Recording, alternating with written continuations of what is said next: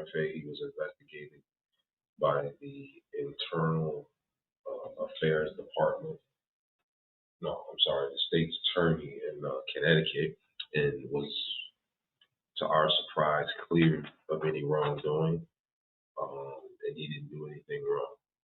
Okay, part of that is the way he constructed his report, and I kind of skipped over that here, but let's listen to Sergeant Fahey's justification of why he did what he did. From Sergeant Fahey's written statement. As I stood at the front door waiting for him to leave, at one point he told me I should go back to work. As I put the as he put the camera closer to my face, I didn't see that, did you? I told him that he and I were going to have a problem. Then I reached. So when he told him he should go back to work, you could obviously see his ego didn't like that, right?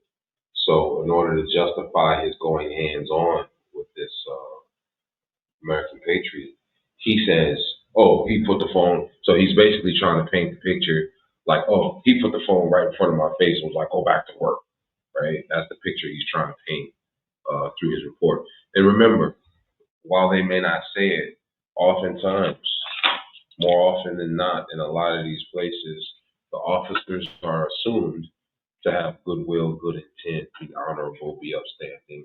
So to simply put it in writing in a way like that would suffice. It's not like, they're really combing through any of these things with a fine-tooth comb here, and they're really trying to determine if this conduct of the officer was good or not.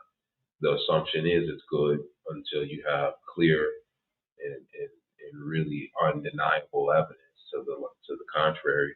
And even then, they're still going to try to figure it out in the way of the officer. That's the judicial system that we're dealing with, and that's what we're looking to change. Reached up to move his hand away.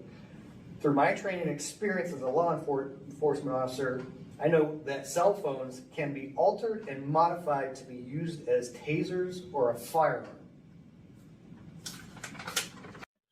So Officer Fahey says in his training experience as a law enforcement officer, he knows that cell phones can be altered to be used as tasers or a firearm. Now, while I'm sure that there's some kind of casing or something that people can do if they really wanted to, I'll ask you, have you ever heard of someone other than maybe a particular state who's terrorizing another non-state entity and its people?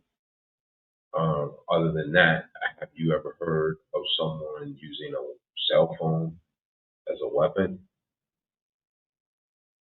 with a working camera? Fictional crap, in my opinion. Camera of mass destruction. Here it says 5 inches away from the sergeant's face. You were nowhere near that. This part says at that point the male was escorted away from the building and back to the center island in the front parking lot. As he was walking backwards. Escorted backwards. Yeah, I was just like walking backwards. I was holding onto the bottom portion of his shirt to ensure he didn't trip over the curb or lose his balance and fall backwards. I was holding him, right, for his safety. For his safety. What a sicko. On his YouTube channel, the male describes being violently pushed backwards. But as seen on the body-worn camera footage, this never happened. The male and I spoke for a minute, and then I went and picked up his phone and handed from the mulch. It sounds very innocuous. Like nothing. Like if you didn't see the video, you would think nothing happened. Fictional crap.